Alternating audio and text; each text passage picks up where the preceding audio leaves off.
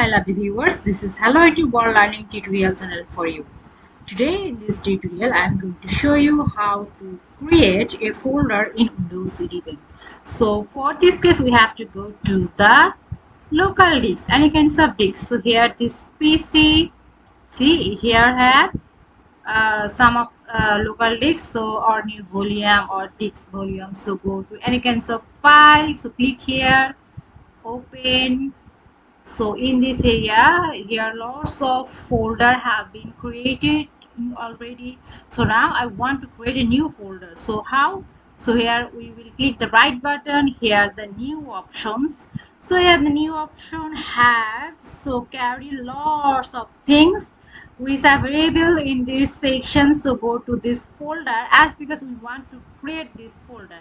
See, so I have created this folder. So I have already created lots of folder. That's why new folder bracket 2.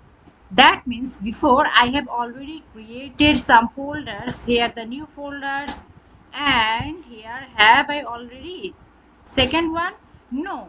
So this is the first one and this is the second one. So now I want to change this folder name. So how? I want to give the folder name local. Sorry, again I have to